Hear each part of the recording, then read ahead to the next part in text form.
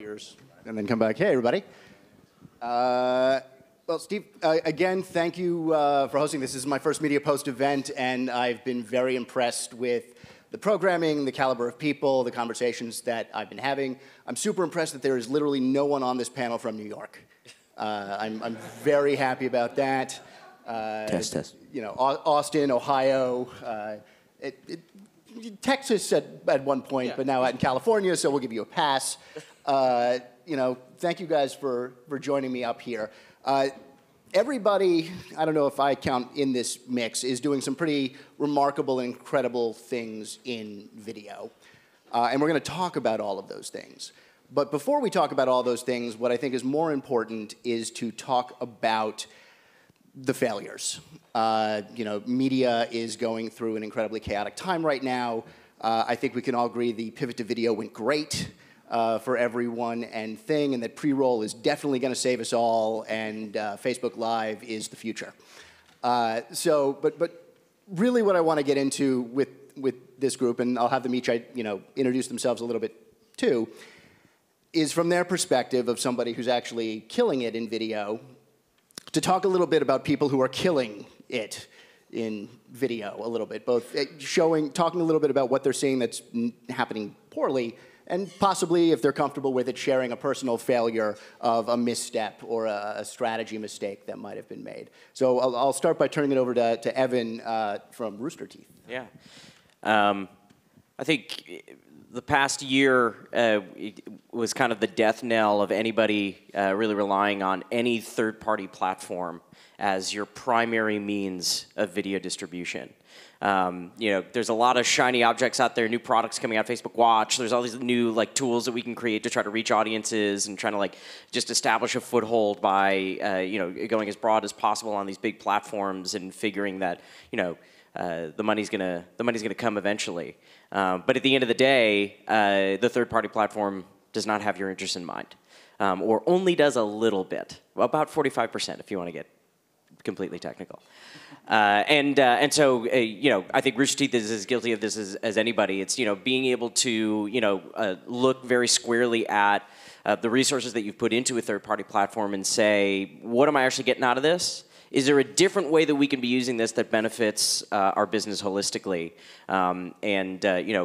Those who have been able to shift, I think, so as not to overly rely on those third-party platforms, I think are the ones that are moving ahead. And I mean, Rooster Teeth is the penultimate audience first, really video network platform. But you built yourselves on the back of YouTube. I mean, that's how everything started. Not really. 15 years ago, Red vs. Blue started before YouTube even began. And that's true. Real Player and Windows Media Player. And even before that, I mean, episode 3 of Red vs. Blue had over 1 million downloads, and Bernie and Matt and the guys got a server bill for $15,000 that they would not have been able to eat for months if they had paid it. So that was the first time that they opened up a subscription program and said, hey, if you guys can give us a little bit of cash every single month, we'll give you the episodes early, we'll give you a DVD at the end of the year of the full series. And that's what now has grown into our first membership program, which is now an SVOD service. So pre-YouTube, they understood the value of having that kind of centralized hub to create a community on the back of. And redvsblue.com, which became roosterteeth.com, became such a community hub that only just a few years ago, in our forums and on our journal posts, people frequently joked, hey, is there still video on this site? Because people just came to it to find like-minded individuals to spend time with. Thank you. Jay, talk to us about Tastemade. Yeah, I don't think I'm nearly as down on Facebook as everybody else in this room seems to be. I'm not down on it. No, they've been an amazing partner for us. I think if we look honestly at the last year for ourselves, I think live was something that we over-embraced. And I think if you look at why live maybe didn't work as well for us or work for the whole larger Facebook ecosystem as well is because I think Facebook very much viewed live as a product rather than a necessity for that programming, right? We were creating things that were live just because we were able to, not necessarily because they needed to be live. And I think kind of seeing that content not really work has made us, and I think other people in the space, really look at live with a very critical lens and ask the question of, does this content actually work better live, or are you just doing it so that you can get bumped up to the top of Facebook's algorithm. So for us, I think we like Facebook. I don't think we're huge fans of Facebook Live. I think that's kind of rightfully failed a little bit for them. Well, and why did Facebook Live fail, as opposed to Twitch, which is another live platform that's been incredibly successful? Yeah, I mean, I think Twitch embraced the community interactivity really early on, right? It embraced gaming. I think Facebook was very much, it was really hard to get on Facebook Live, right? You had to do it from your phone. You could maybe connect one of these Mevo cameras to it if you were lucky. Twitch made it very seamless to get on, to game, to pop your webcam up there and actually engage with your users in a way that Facebook Live never really figured out. And talk to me a little bit about the linear programming that Tastemade is doing. You know, Facebook Live was what it was, but now with the proliferation of OTT, you guys are moving into the world of almost traditional television. Yeah, so we've been really fortunate. We've spent the last 6 years as a company creating TV shows. We've been distributing those TV shows on places like YouTube and Facebook where nobody watches TV shows, but we were really bullish about if we're going to create content, we're going to create stuff that looks and feels as high quality as anything you'd see on television. With the rise of virtual MVPDs and YouTube TV and people like that, we were fortunate enough to be able to launch a 24/7 streaming network. We're live on YouTube TV and Philo, and we're going to be launching on all the other major platforms within the next 6 months.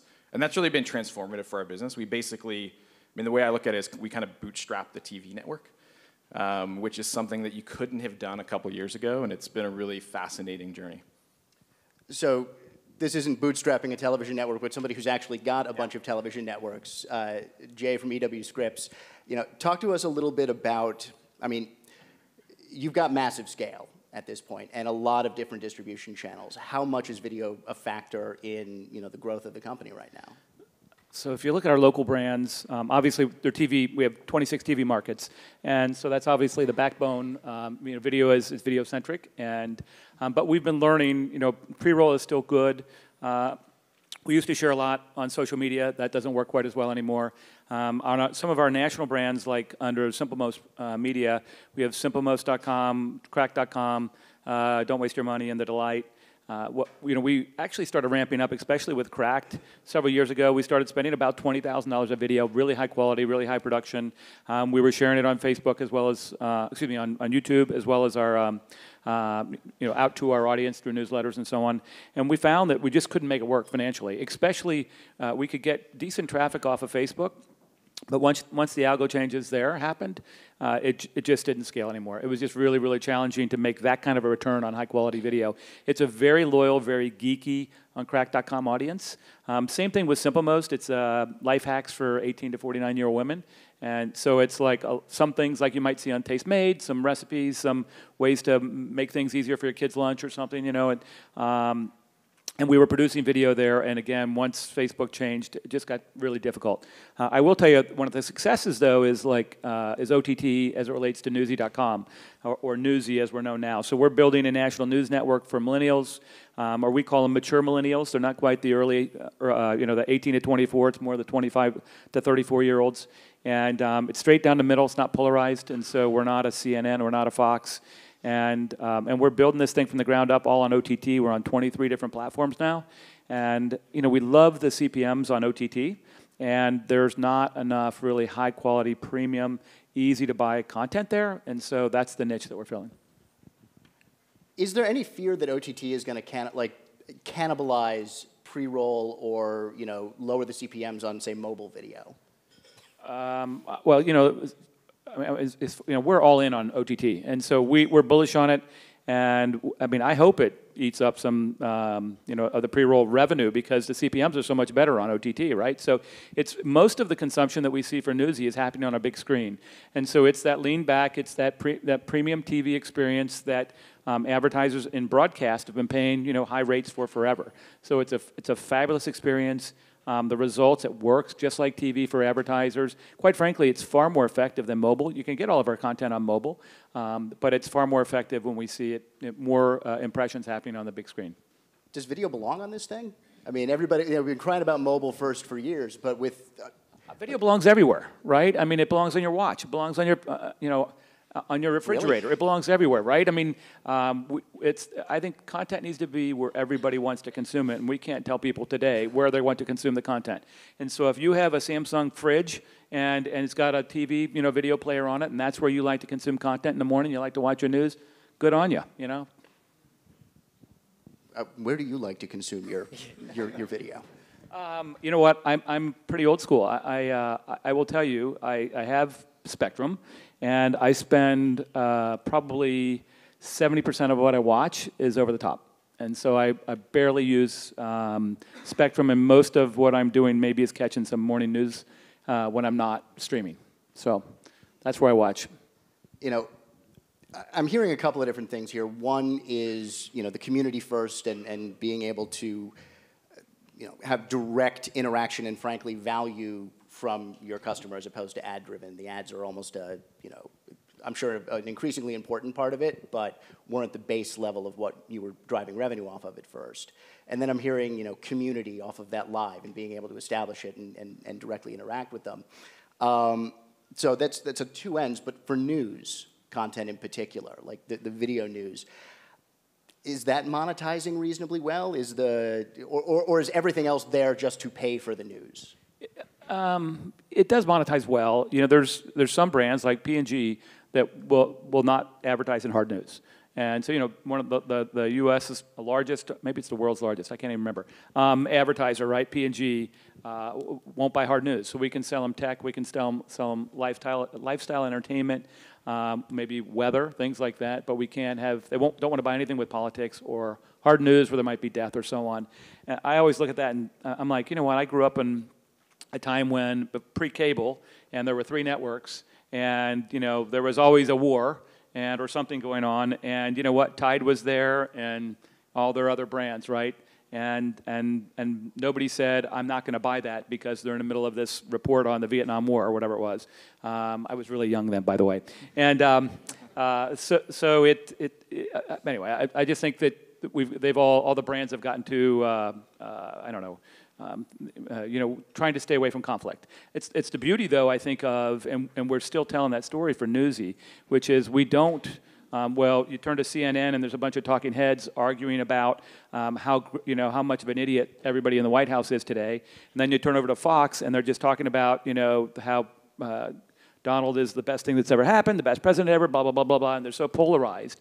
And if they're talking about an issue, whatever it is, the Kavanaugh thing or something, and at Newsy, we're talking straight down the middle. We're telling you what it's about and what it means if he gets in or if he doesn't. What does the special investigation mean and all that? We're not taking a side. We're just giving you the information. Our tagline is be informed, not influenced. And so that's the way we look at it. And advertisers are finding value in, that they can come to a place and not know that 50% of the people are going to hate them, right? Because if you're on Fox, 50% of the people in the U.S. are on the other team and they hate you and hate what you do. So we're straight down the middle. Although it's a lot easier to build audience if you take a side. Right? We know that. As an ex-CNNer, I can appreciate all of that. Yeah, that's right. It's depressing. It almost feels like brand safety is hurting news monetization. As long as the brand aligns, right, with the liberal side, it works great, right, if that's the way you want to go. But I think most brands really today are trying to stay relatively neutral, right, because if you get too far to the left or the right, then you alienate half the country. And you can't survive just selling to half the country. So. All right, talk about video and scaling. For those of you that don't know, Rooster Teeth, Austin-based, was acquired by Fullscreen, who were in turn basically bought up by Outer Media, who were in turn purchased by AT&T. I don't think there's a bigger fish to eat this fish. I think we're done now. Yeah, I think we're done now. Some kind of alien conglomerate coming down. Yeah, no, so, what's it like being swallowed up, and what opportunities do you see for, really one of the most organic video brands in the country now powering something like AT&T? Well, it all happened very quickly, number one, which has a lot of benefits, as well as being based in Austin, which, has us kind of at arm's length from a lot of the corporate folks. I'll tell you that the best thing about it has been just getting more focused Rooster Teeth traditionally tries a little bit of everything, and it has been wildly successful for us. I think where we are as a business today tells us, hey, like, you know, let's double down on the things that are definitely working, and typically, that means that there's some future in it with now a much, much broader potential, right? You know, the things that excite me about being a part of AT&T is, I mean, number one, just like unbelievably long-term thinking, right? You know, the company that, you know, lays the line across the Atlantic at a cost of trillions of dollars or whatever it is, because they know that, you know, 100 years down the line, they're still going to be around and they're still going to be making money off of that. And so, you know, obviously we're not laying lines across the Atlantic, but the idea that now Rooster Teeth as a company can think that far out is awesome and kind of freeing in a way. And then number two, just being positioned, you know, like I said before, to take a lot of these initiatives and scale them up, right? You know, I started my career at NBC and really saw the power of, when we were still owned by GE, but saw the power of the large kind of traditional media environment, even as a digital person, to really broaden your efforts in a way that you kind of need at a certain point, right? You can only go so far, so fast with kind of person-to-person interactions and kind of, you know, scratching and clawing your way up to bigger and bigger things. At some point, someone's got to toss lighter fluid on the thing, and that's what it kind of feels like is happening now for us. So you think it's going to allow you to scale? Because if you think about traditional, you know, in the modern digital environment, television is too expensive. Mm-hmm. Like for any digital publisher, they can't produce with television level quality. They can't monetize it well enough. But as the Rolling Stone panel said before, you gotta scale it down. How do you make something good and cheap, or just cheap? Like, what is the happy medium, and are you finding that? Yeah, I mean, you know, at the end of the day, we serve a community, and our job is to make sure that our core community is unbelievably accepting, unbelievably welcoming, and takes ownership in their role as evangelists to bring more people into that community. And so when we you know, take really big swings like we are in January. We have a show in January, first season, called Genlock that Michael B. Jordan is starring in. Dakota Fanning's in it, David Tennant. Awesome anime-style series that is produced right here in Austin. And when we take a big swing like that, you know, we have a community of people that's like, I helped make this happen, and I can go out there and tell all of my friends, you're going to like this, even if you've never heard of Rooster Teeth. It's a piece of content that is about, you know, gigantic robots battling each other in the streets of New York. Who doesn't like that? And being able to then also have kind of the AT&T infrastructure to then, you know, essentially amplify that message on a broader scale, you know, it's only going to be helpful.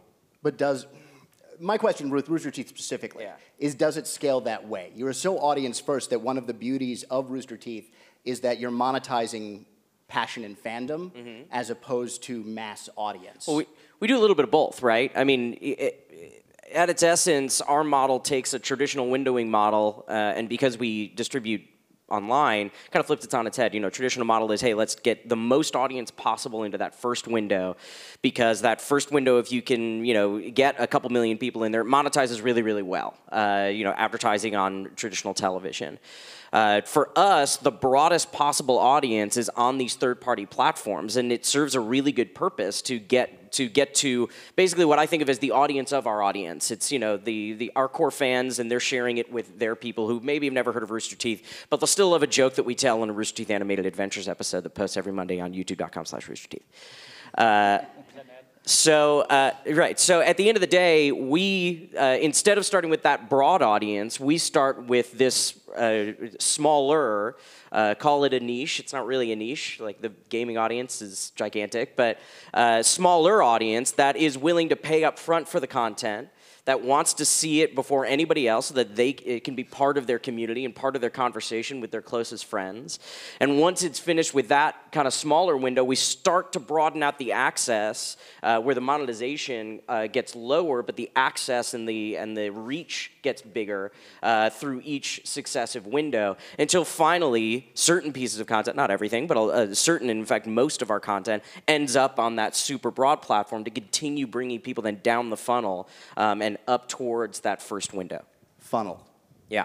That is the best thing I've heard on the panel. Just, and that's no offense to anybody or me, but it's guys. I win. He wins. Okay, we suck. You know, it's working audience down the funnel, and Right. every advertiser knows that video is brilliant and beautiful at that. It is the most effective advertising tool out there for engaging people if you work them down the funnel. Your approach to content is that of, you know, you're not selling tires, you're selling yourselves. Right. And that's We're selling identity at the end of the day. It's no different than MTV, right? You know, MTV, especially in the 90s, you know, I want my MTV, right? It's like, it was part of who you were. And Rooster Teeth, our relationship with our fans is super similar to that. How many people show up to your conventions? We will do over 100,000 people at our conventions worldwide this year. Impressive. Amazing. Jay, in terms of Tastemade, how are you fostering community with video, you know, using this linear platform?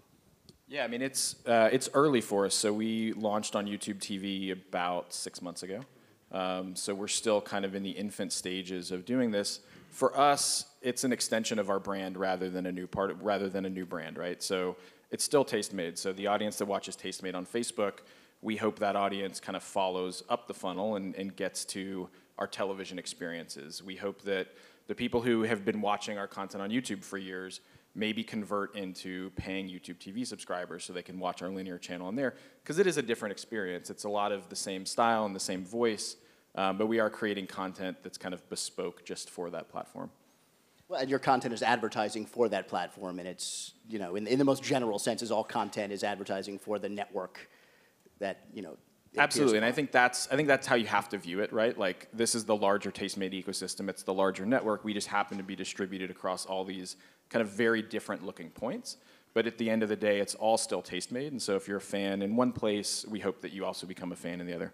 I apologize for not knowing this, but for the YouTube TV, you know, classic cable, there are carriage fees associated with it. Are YouTube paying you for this channel, or are you simply getting access and able to sell more advertising because of it? It is, I don't know what I'm allowed to say on this. It is, it's an advertising split. So YouTube, much like traditional television networks, YouTube has access to a piece of our inventory. That's how I think a lot of the virtual MVPDs are going to operate. Right? I think a lot of the digital channels aren't going to necessarily have sub fees and carriage fees. I think it's going to be a pure ad split.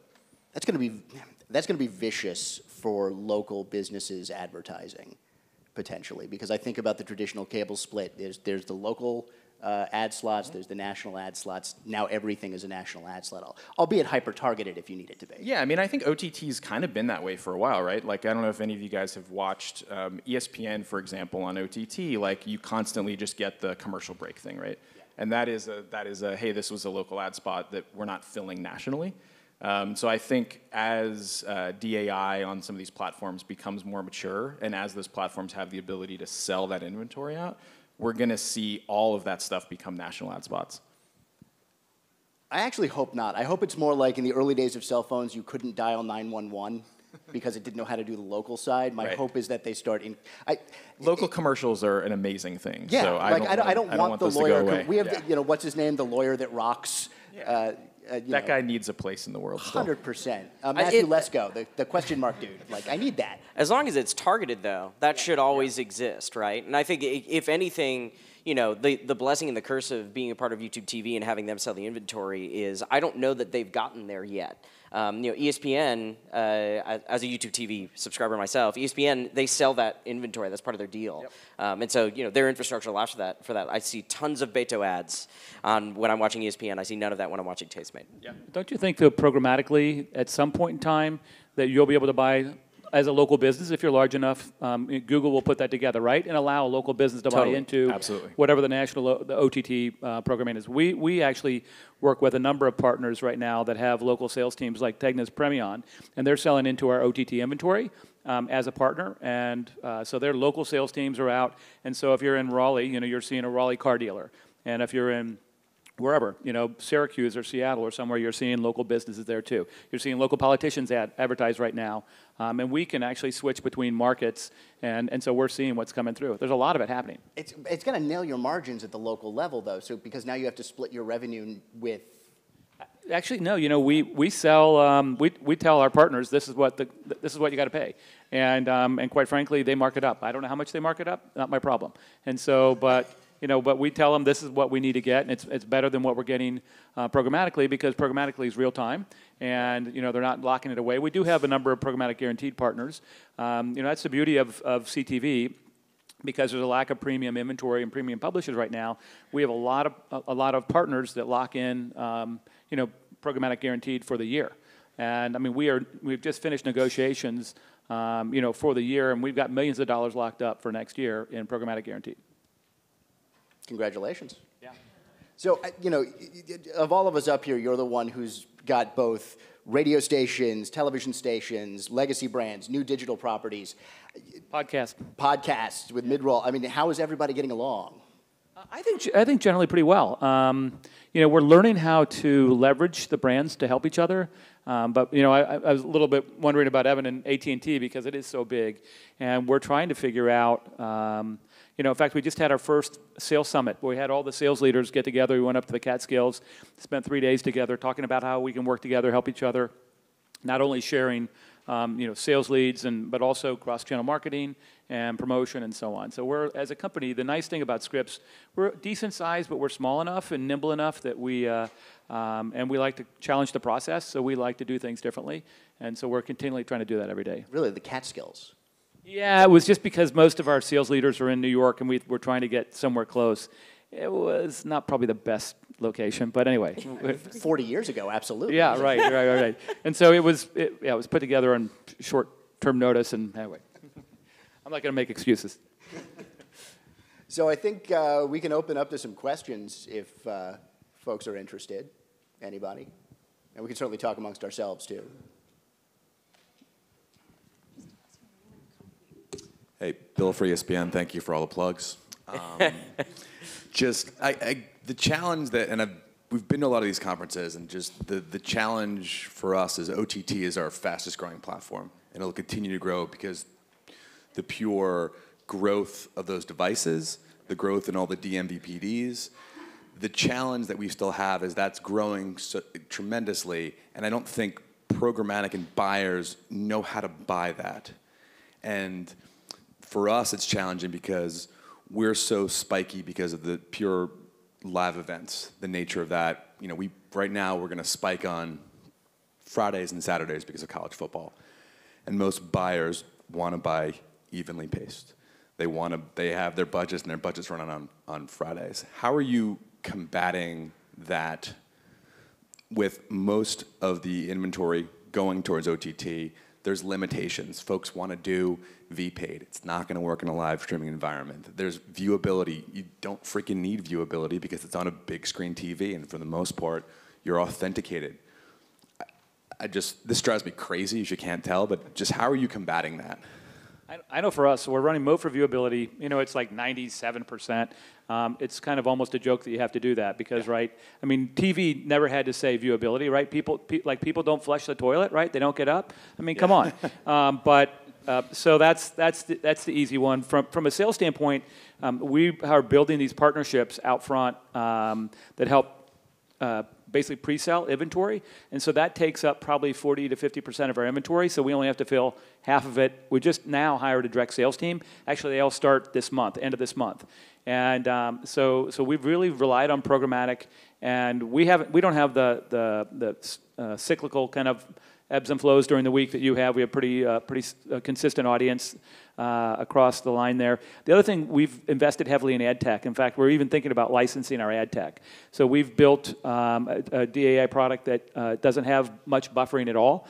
And so on Roku, and like Roku especially, where a ton of the views are happening today, there was always that buffering that was just frustrating.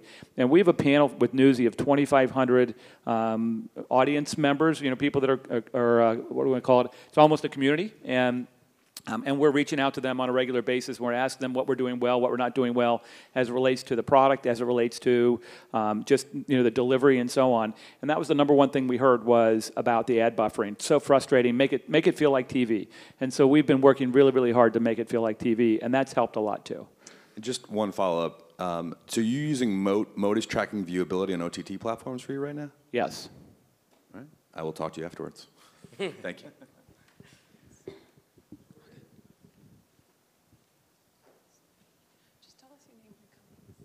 Yeah, hi, I'm Jacqueline. I work at Dotdash. My question actually is related to the ad tech angle. How are you guys navigating the technical implementations of like all the, I don't know, site speed issues or maybe eating up user data? Do you only serve certain digital videos on Wi-Fi? If someone's on mobile, like how are you guys navigating that? Are you navigating that? Yeah, I mean, we don't have that issue as much because most of our engagement doesn't happen actually on Tastemade.com. It happens on partner platforms. We had a huge problem with that and rebuilt our entire platform from the ground up. In the process, literally turned off all ads on our ONO because the inventory was terrible. Like the ads were crashing the player. It was just a bad experience and it was affecting traffic. We relaunched our entire platform, our .com and our mobile apps in April, and are only just getting back to turning back on ads. And our focus, more than anything, is just getting the right demand. Not trying to go nuts and sell super cheap stuff just to make sure there's ads in there. We're really focused on like house ads and relevant content, and then talking to various demand partners who we know are going to give us high quality stuff that ideally is not going to have that problem. If the problem still persists, then we know we have an ad tech issue. But for today, we know that our problem is just getting the right demand. And I would say listen to your audience. That's what we've been doing. So both on Newsy as well as our local brands. So we have these consumer audience panels, and we ask them what we're doing well and what we're not doing well. And like on our local brands, which is our 26 news sites, we heard Google Consumer. I can't say that. Google Consumer Surveys. Why can't I say that? Was the #1 most complained about. I guess piece of ad tech or whatever you want to call it there. So we just eliminated them. It's $50,000 a month, a little over $500,000 a year, but way too much friction. And we've been really focused this year on reducing the friction. For a number of years, we were like kind of loading it up. Oh, isn't that nice to have 45, 50, 60% year-over-year growth? But it was on the backs of our consumers and our audiences, and so we realized that it's time to kind of get honest with them. And so we're trying to create a much more enjoyable experience and try to keep people on the site longer. But so ad tech, I know we went all header, and that sped things up a little bit. We eliminated partners that we saw lag, and so we're actually measuring those. For video ad serving, we've been working. We've got a team that spends most of their time on video, whether it's CTV or whether it's on pre-roll, and we're really working to improve the speed on all that and the partners. We've really eliminated partners. We took TEADS and any of that outstream off. It just adds too much latency. So that's what we've been doing, and just trying to make a better experience overall. I have a question about discovery and recidivism on OTT. Now, I'm a longtime OTT user, and and I love the platform, but it makes me skeptical about the ability for brands to build consistent, sustainable audiences. TV traditionally devotes a third of its ad inventory to promoting itself. It reminds people we're here, come back. OTT doesn't seem to have those mechanisms, plus it has an app-based interface that seems to almost dissuade you from remembering who's there. Yeah. So how are you dealing with that? How are you actually building audiences in an interface in a platform like that? We have a pretty healthy marketing budget, I'll tell you that, and we are continually investing in downloads.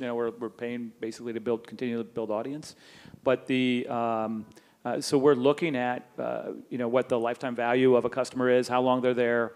Again, talking to our audience and trying to figure out how to make sure that it's a great experience. It's amazing for a news brand.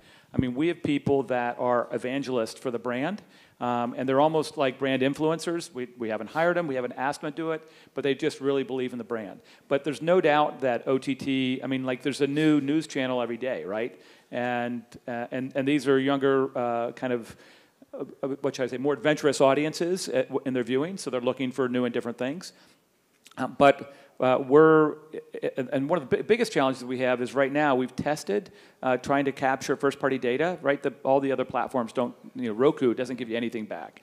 We actually have some tech that allows us to get more than what Roku would. It's actually embedded on what we serve there, but it's still really, really challenging. If you can't get an email address, right, to start building that audience engagement, like we've seen so many presentations over the past 2 days, it's a challenge.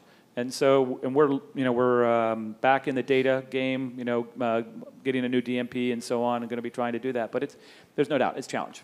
And I think it's not just for us. I think it's everybody in the ecosystem. And literally, there's somebody launching new sites, new apps every day. Well, and it raises a question whether the platforms are really understanding the challenge and giving you any tools to remedy it. I mean, that's where I'm a little skeptical about where some of these platforms are in terms of how they're actually helping brands build. Yeah, I think Amazon and Apple are trying to kind of aggregate everything, right? I mean, if you see how Apple's wanting to kind of migrate people into their TV app, so trying to kind of flatten the ecosystem out a little bit, so it's not 1,000 apps, it's one place you go, and then they have to solve discoverability within that one place. I think we'll see a lot more of that as some of the larger platforms try to kind of aggregate everybody up. I think the virtual MVPD world's a little bit different, and you guys run into this on Newsy, right? We're in the guide. Tastemade is right next to E and Bravo. You guys are right in there next to CNN and MSNBC. And so when you have that type of distribution, then you really do operate like a TV channel. And so as you said, we devote a ton of our internal ad resources to house ads and reminding people to come and tune back in. And when you're in that type of ecosystem, it's a lot easier for people to find you repeatedly. Are you advertising on rival channels? No, that's just literally us doing promos for, hey, tune back in at 8 p.m. tonight for this show. For us, I mean, I don't want to just skip over just the marketing piece of it, because it's not just, hey, we're going to blast a bunch of marketing. Part of the reason that we've become and have always been advocates of not relying on a third-party platform is because the direct-to-consumer relationship is everything for us. So, on the one hand, being able to specifically target people to be able to deliver that message, right, is not that expensive from as a broad marketing initiative, and so it's relatively easy to execute.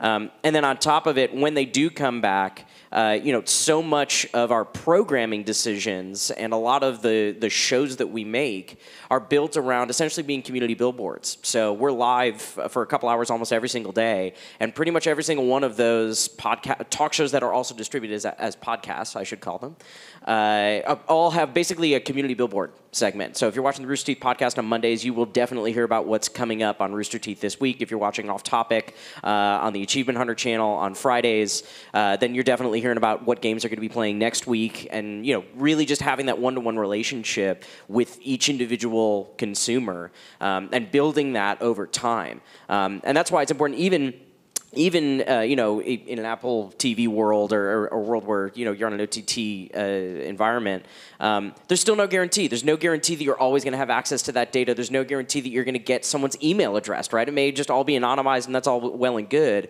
But to us, nothing is more valuable than just having that direct-to-consumer relationship with every individual customer. And it's really hard to do that, though, on really a lot of platforms. Like for podcast on Apple's native player, I mean, Apple gives you virtually no data back, and they won't allow you to have that direct relationship because they want to make sure that they're in between you so that they can take a piece of every transaction if you have in-app purchases or something like that. So, I mean, that's the problem with all these, platform partnerships. And Roku takes 30% or something of your inventory, right. and they're not really a great partner. They care first and foremost about Roku. Do you trust the viewing numbers that you're getting back from them? Do you have a choice? Yeah, I mean, it is what it is. But we also have, through the ad servers and so on, we can get a pretty good idea of what's actually happening, and so we can. And it's not. They don't totally line up, but when you're looking at ad serving and any other data source, they never exact, right? So I mean, but we think it's close. What we wonder about is, because they're taking 30%, you don't know exactly. Their numbers are always bigger, so they can take a bigger chunk, right? Is there any talk about actually putting some third-party or demanding some third-party verification on any of this stuff? It would be great if the industry came and had it across all partners. But I can tell you, Roku is so big right now. I think that they would fight it tooth and nail. I don't think they want anybody regulating them at all. And they're big enough that they can probably push a lot of people back. I mean, it's not the best world to be operating in that way. I mean, they're good partners, yes, but they're definitely running the show. So Joshua's going to lead a roundtable at the end of the morning to drill farther into the weeds on video and monetization. Guys, thank you very